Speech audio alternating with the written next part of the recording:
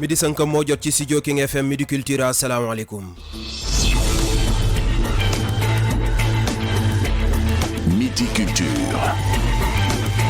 Maître Ousmane Seydi kenn ci avocat yi layool Cheikh Béthio Thioune nee na ab client am du duggaat kaso ndax ay atam mayu ko fekk boobu kon étudiant yi nekk ca université Cheikh Anta Diop bu Ndakaaru mer ba futu ca nanuy doxalee kuddu ba kon di centre des œuvres universitaires ba tax ñu doon amal janloo ko taskatu xibaar yi dem bekk dikk bi tey ab taxaw seetlu lañ def jëmale ko ci chauffeur transport en commun yi ak dawalkat yi kalandoo yi seen nekkin ci kaw tali bi kon sorewul ak nekkinu xaj ak muus reportage u koor gi tey jigéen ñi lañ ko jagleele ak ni ñuy soppeekoo xar kanam ca nanuy solo dañuy nëbb kon li di jiin yeek lu ni mel génnee grand boubou yi li mbokk yàq leneen buñ ci noppee dinañ ci boole ni ponk ba ci biti réew tàggat yaram tey ñu nar a fàttaliku Jules François Bocandé juróom-ñaari at gannaaw bi mu dëddoo àdduna ak léegi sooga dugg ci pàcc bi nu jagleele aada ak cosaan buñ ko faram-fàccee ba noppi xibaar yi day buur ñu ñaanalante daaw dëggay moo nekk ci machine bi.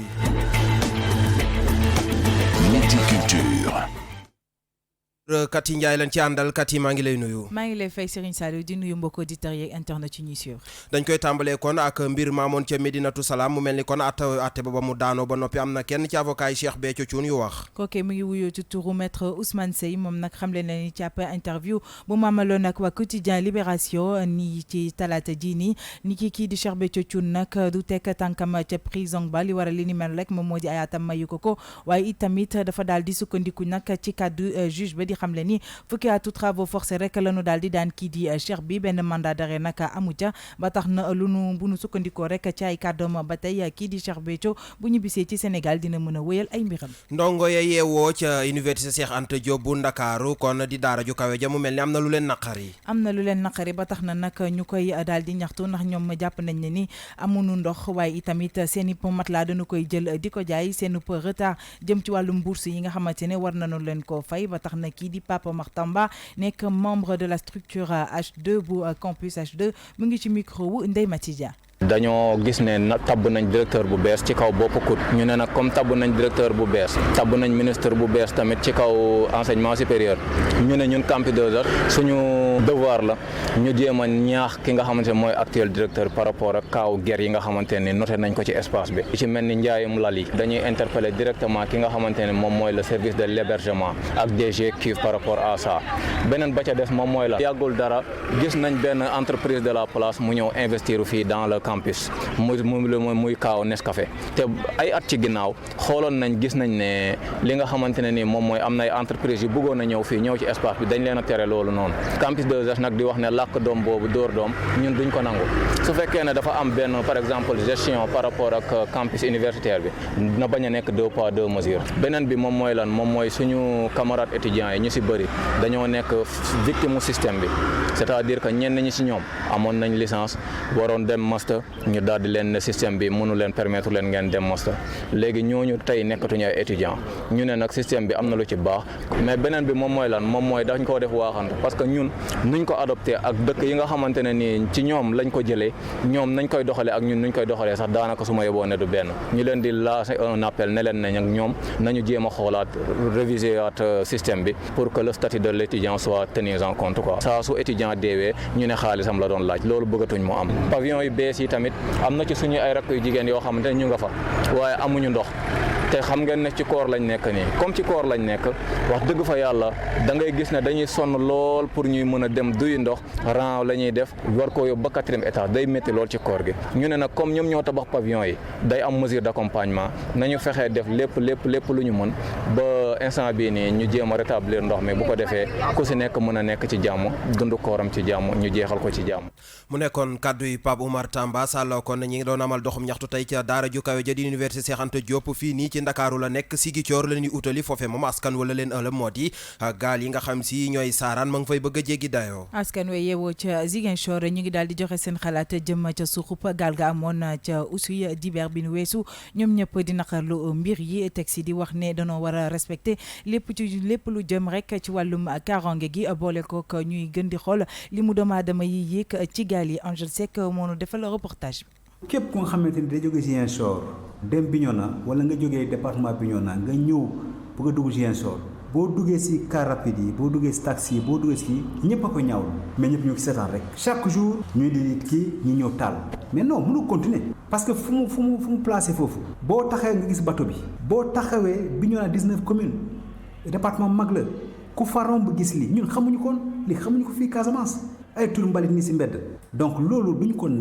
d'accord parce que commune bu fa nekk mooy commune Niamone mais loolu aussi il faut que ñu toog waa Ziguinchor wax leen dëgg Ziguinchor seen poubelle ngeen necc ko Ziguinchor loolu Bignona wax waa Ziguinchor Bignona du poubelle loolu moom na autorité waa Ziguinchor xam mais aussi le responsable de l'environnement les autorités waaye ñi fa nekk aussi nañu xam lii dafa ñaaw rafetul c'est pour la santé mais mu ngi yàq suñu environnement yàq parce que foofu dafa am ay reboisement xaalisu milliards yu bëri pour mun a defaraat mangrove bi pour nit yi mën a jël jàpp les huîtres et les poissons nit yaa ngi pêché conséquence bu mu am si géej bi conséquence bu mu am si environnement santé bi mais c'est incohérent day yàq tourisme. mi ngi noonu kon nekkoon kenn ci askan wa yeewoo foofee ca Ziguinchor doon àddoo ci micro sunu naataango ba nu fa teewal di Angel Seck dañuy woyal kon wax ci wàllum koor gi nga xam si daanaka bu dugg see ñi la di jigéen ñi dañuy soppi xar kanam. bu weeru koor gi tàmbalee rek dañuy seetlu ni xale yi jigéen ñi dañuy daal di denc seen jean mini jupe bu di tàmbalee sol naka ay yére wolof ngir gën a mën a wormal weer wi doxalin bi ñuy jël naka ci weeru koor gi am nañu ko soppul ba tax na ñu bàyyi leen rek ngeen teewlu reportage bi si Oumy Ndour def.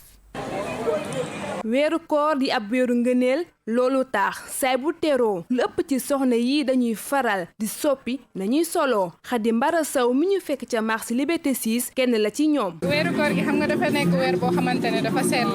te ngëneel yu bëri ci lay wàcc en plus dañ ne lépp loo ci def lu baax rek yàlla mën na la ko fulal ci ay tiyaaba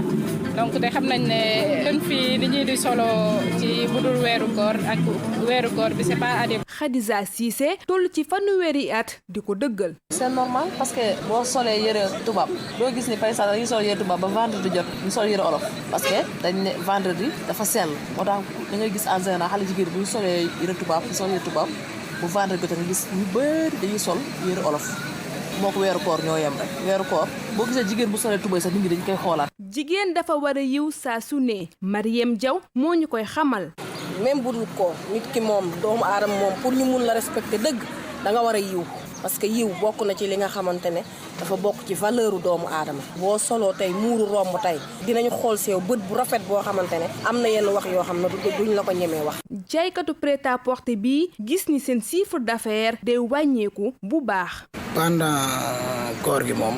comme ni nga doon jaay ak ni nga doon gisee say client par rapport ak budul koor gi xam nga un mois moom temps en temps la ñuy ñëw di jënd affaire yooyu noonu mais si biir koor gi commencement koor gi ba ay 10 jours 15 jours yooyu moom daanaka pour tuuti rek ngay gis. sol yére olof doon lu jafe lool ci yenn soxna yi waaye su koor egsee faaw rek ñu nekk ci. di ko jaajëfal bu baax a baax moom Mbour Nour ngeen di wéy di déglu Midi Culture ci rajo King FM midi moo jot ba tegal juróom-ñeenti simili.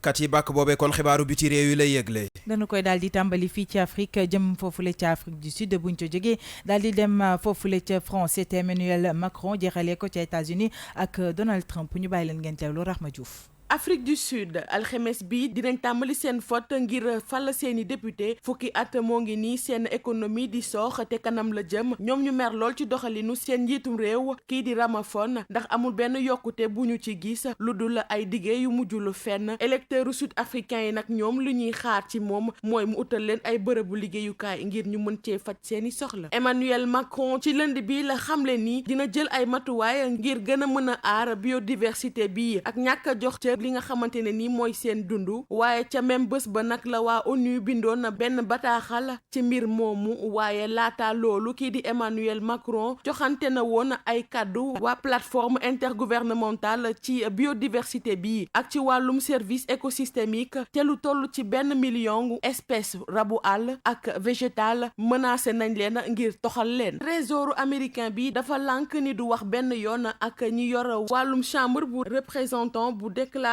impôt bu Donald Trump ministre des finances yëgle woon na ci benn bataaxal ci lundi bi 6 mai kii di président démocrate bu commission mi laaj ay document wam depuis benn weer ak lu teg. cant ak ngërëm ñeel ko bu baax a baax moom Rahma Diouf doon faram fàcceel xibaaru biti réew yi tàggat yarama ci topp gannaaw bàkk bi lay doon. Le sport. Now, sports. dañ koy tàmbalee kon wàllum tàggat yaram mi ak fàttaliku gi réewum Sénégal di def tey rawatina àdduna wërngal këpp ki le di Jules François Bocandé moom nag juróom-ñaari at gannaaw ba mu dëddoo àdduna ak léegi ci ak fàttali sax juróom-ñaari fan ci weeru mai atum 2012 la génnoon àdduna moom nag mu ràññeeku woon lool ci wàllum football def fi ay jaloole laata tamit muy bokk ci ñuy tàggat équipe nationale bu Sénégal moom nag jàngoro ji la ñuy wax AVC di kon accident vasculaire cérébral moo ko daal di faat moom Jules François Bocandé. rek daal di jàll ci palmarèsam tàmbali ko coupe du Sénégal de football ci atum 1979 nekkoon na itamit finaliste coupe du Sénégal atum 1980 meilleur buteur du championnat de France ci atum 1986 ak lu tolloog ñaar fukk ak ñetti but meilleur buteur yi tamit demi-finaliste de la CAN 1990 quart de finale CAN 1992 lu tolloog juróom fukk ak juróom-ñetti match ak Casa Sport mu daal ci dugal juróom-ñeenti but lu tolloog ñett fukk ak ñetti but ak FC Metz juróom benn but ak ñi nga xamante ne ñoom ñoo di Paris Saint-Germain ñaar fukk ak ñeenti but ak Nice ñaar fukki but ak RFC Seringue ak ñaar fukki but ak US Tournaisienne. mi ngi noonu kon moom Jules François Bocandé sax ki la di Laye Diaw def na ci moom ay témoignages ñu teewlu ko. li mu def en équipe nationale li ci gën a probant biñ ko gracier la ba pare parce que xam nga déjà en 80 di Casa Sport di finale la Coupe du Sénégal Sénégal en 86 génération bi delloo si le football sénégalais je me souviens très bien il me disait suñu génération dana delloo si football bi moom Bocandé ñoom Cheikh Seck Oumar Gueye Sène Roger Mendy Mamadou Taw delloo si Sénégal dans le concert je le dis comme ça des nations kon li ci gën a probant ni nga ko def biñ ko gracier il n'a pas vécu longtemps je le disais tout à l'heure je me souviens bi muy soog a dem booba mi ngi wàcc dëkk bu ñuy wax équipe bu ñuy wax terrain en Belgique foofu la ñu làqarte d'ailleurs ses papiers ba finalement ñu gracier ko mu def ci carrière bu rëy comme professionnel et d'ailleurs la pointe de sa carrière de footballeur professionnel je me souviens bi Metz di éliminer Barcelone et à Barcelone parce que Barcelone est venu gagner 4-2 à Metz en coupe d'Europe des vainqueurs de coupe ñoom ñu gagné ji 4-1 à Barcelone il fait partie de ceux-là qui ont réalisé ceci mu indi Sénégal en demi-finale de Coupe d'Afrique déjà mu nekkoon kon doyen Ablaye Diaw doon andi ay seede jëmale ko ci Jules François Bocandé doon jokkoo ci téléphone beeg Pape Madiakhaté Sarr dañuy wéyal tàggat yaram wax ci Krépin Diatta mi nga xam si démb dafa génn terrain ba ci ay gaañu-gaañu ab gaañu-gaañu nag ba tey jii kenn xamul nag ni mu demee waaye nag jooyam ñoom doon jooy ca vestiaire ba tax na fi mu nekk nii la nag nit ñi daal di jàpp ne gaañu bi am na solo bu baax a baax moom nag international sénégalais bi la di Krépin Diatta club ba mu jotoon na daal di am victoire ca match boobu benn bal ci dara waaye nag moom nag gaañu-gaañoom bi fi mu nekk nii la daal dina koy tënk. dañuy jeexale tàggat yaram wax kon ci Sadio Mané ak waa Liverpool tey seen jogante bekk Barcelone narul yomb ci ñoom.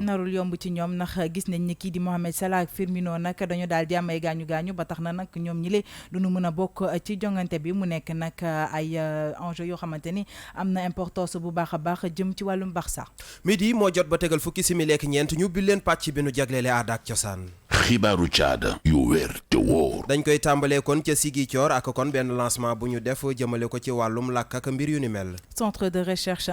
interdisciplinaire sur les langues, les littératures, les arts et la culture de la faculté des lettres et sciences humaines bu Université Assane Seck bu Ziguinchor ñoo daal di génne ab revue jëm ci wàllum thématique gënub bi nga xamante ni dañu ko daal di jagleel wàllum espace kii di docteur Ndiem Sarr nekk sociolinguistique enseignante chercheur ci université bu Ziguinchor mu ngi daal di dellu si waat ci am solo wu revue bi de nga xamante ne moom la ñu daal di génnee mu ngi ci micro wu Angel Seck. Ziguinchor nekk région boo xam ne li ñu fiy wàññi ci dex bari nañu fi loolu ba tax na accident yi dañu fiy bari loolu waa Ziguinchor ñu ngi koy mettitlu bu baax a baax mu am ñu jàpp ne faw ñi di dawal gaal yi dëppoo ak matukaay yi war ci seeni kaaraange Moussa Ndiaye dëkk ci Kandé benn quartier ci Ziguinchor. képp ku nga xamante ni day jóge Ziguinchor dem Bignona wala nga jógee département Bignona nga ñëw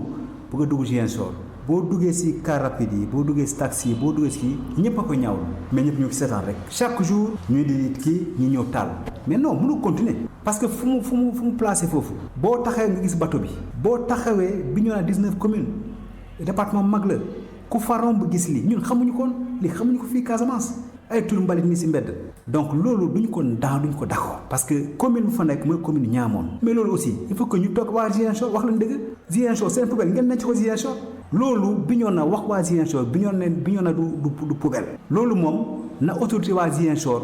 xam mais aussi le responsable l'environnement les autorités waaye ñi fa nekk aussi nañu xam lii dafa ñaaw rafetul c'est pour la santé mais mu ngi yàq suñu environnement yàq parce que foofu dafa am ay reboisement xaalisu milliards yu bëri pour mun a defaraat mangrove bi. mu nekkoon kon kàddu yi docteur Ndiéne Sarr di kon ab enseignant chercheur ca université Ziguinchor ba nekk foofee kon ca diwaanu Casamance doon àddoo ci micro sunu naataango ba nu fa teewal di Angèle Seck dañuy wëyal ci aada ak cosaan wax kon ci lëkkaloo gi ci réewum Sénégal ak Côte d'Ivoire def. loolee nag ci cinéma africain daal lañu ko daal di bëgg a def ba tax na ñi di Sénégal ak Côte d'Ivoire ñoo ànd booloo ngir jëmal kanam cinéma africain ñaari ministre de la culture u ñaari dëkk yi nag xamle nañ ni dinañu jàppoo liggéey ngir cinéma africain gën a am doole ci àddina bi Papa Madiakhate Sarr. cinéma bu Afrique gën a mën a jëm kanam loole moo tax a jóg état yu Sénégal ak yu Côte d'Ivoire Abdoulaye Diop di jëwriñ bi ñu dénk wàllu aada ak cosaan fii ci Sénégal di rafetlu xalaat. Je crois qu'il est important de noter que ngir mën a dooleel coopération bi surtout ñaari autorités yi dañoo war a liggéey ensemble ñu fexe ba Sénégal ak Côte d'Ivoire ñu mën jouer ay rôle yu important rawatina ci wàllu culture te it loolu war nañ cee taxaw. ginnaaw ba muy amal ab visite fii ci Ndakaaru Maurice Bandaman di jëwriñ ji ñu dénk wàllu aada ak cosaan ca Côte d'Ivoire jàpp ne cinéma bu Afrique am na place am ci àdduna bi ba tax muy tàllal loxo naataangoom buy nekk ci Sénégal. Contrairement à ñu bëri nuñ ko xalaatee cinéma africain am na lu bëri lu ci baax moom sax mën naa dir mbagg li nga xam ne mooy cinéma yi nga xam ne moo nekk Europe wala ci àdduna bi Sénégal nag ak Côte d'Ivoire dañoo war a booloo liggéey jaarale ko nag ci ay accord bilatéral ngir cinéma bi mën a jëm kanam ak yeneen i mbir ci wàllu culture. film bu doomu Sénégal bi di Mati Diop ñu duppee ko Atlantique mu ngi bàyyeekoo ci ab jokkalante diggante Sénégal ak Côte d'Ivoire mu fas yéene sax dem ca festival bu Cannes at bi ñaari réew yi bëgg caa porox ndollu ngir daal di gën a yokk seeni jokkaloo. di ko jaajëfal bu baax a baax moom Pape Madiakhate Sarr ca mbir moomee tamit la ñuy des ak kàddu ca Oumar Sall yëkkati. moom nag xeexam moo di ñu gën a jàppale ñii di yëngu ci wàllum cinéma fii ci Sénégal producteur et directeur général de la maison de production audiovisuelle Cinécap moom it mu ngi woo nguur gi ngir ñu gën a daal di defar milieu bi waaye itamit ñuy dugal ko par ci cinéma sénégalais ay kàddoom kii di Papa Madiakhate Sarr mënu ko tàttan. dafa ñu soxla politique boo xam ne saalu cinéma yi la ndax cinéma li muy permettre salle bi moom mooy tax ñu jël film bi wan ko public bi moom mooy tax aussi nguur gi xam yan xeetu film la ñuy wan suñu public ndax dañuy taxaw ñoom taxawaayu di foofu di taxer billetterie bi pour mu mën a financer waat li ñuy tourner yi film yi donc day tax aussi producteur bi jël fa koom-koomam kooku mooy saalu beneen bi si topp muy wàllu financement mooy jël koppar ni dinaa ko def mu nekk loo xam ne dana tax suñu acteurs yi digne suñuy liggéey ak ñeneen loolu président def nag si wàllu FOPICA muy 2 milliards mais si Sénégal émergent li ñu soxla pour def cinéma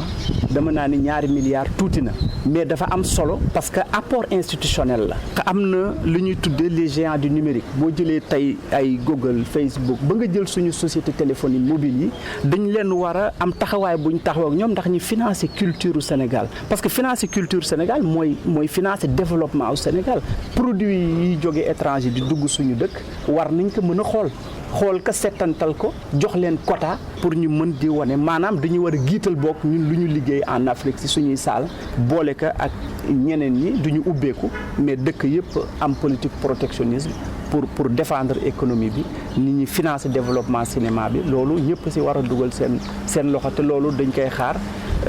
ci ndax répertoire yi ñu am luy defar nit am na ci. mu nekkoon kon kàddu yi Oumar Sall nekk kon directeur généralu maison de production bi la di Cinécap ñu jàll ci ponk bi nu jagleele gan gi.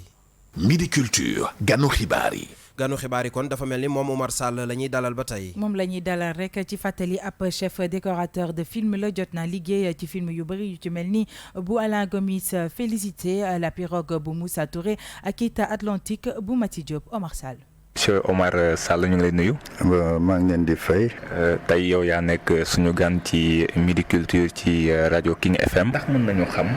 lan mooy importance su décor ci production audiovisuelle. njëriñ décor lu bëri la parce que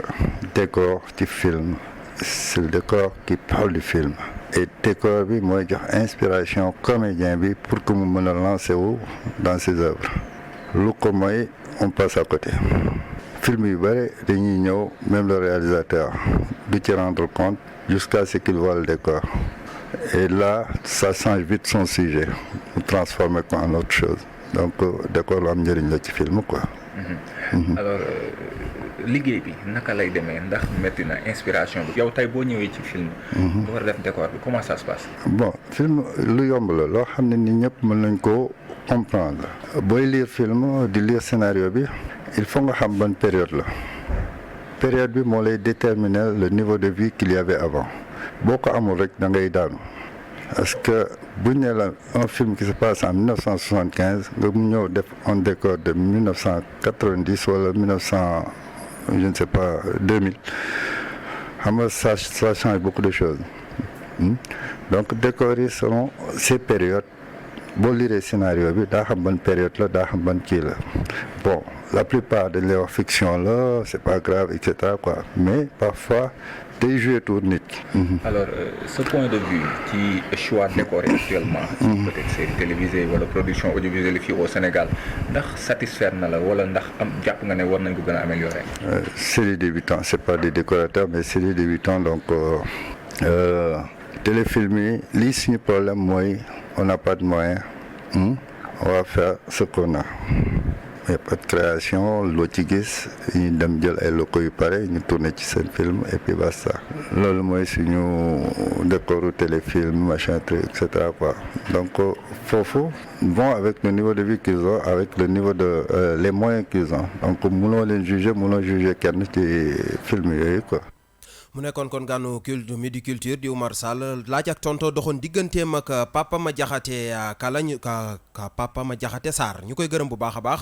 dañuy jeexale kon Midi Culture Kati Ndiaye ak woyu Kan Diallo. Kan Diallo nag moom dañu ko daal di gën a xam ci ay woyu mbëggeel waaye bi la yoon nag dafa daal di indi lu bees daal di jël woy bi rek jagleel ko ki nga xamante ne moom moo di Seydina Mohamed sallallahu alayhi wa sallam woy bi nag mu ngi ko daal di tuddee Madinatun Nabi ñu bàyyi leen rek ngeen teewlu ko.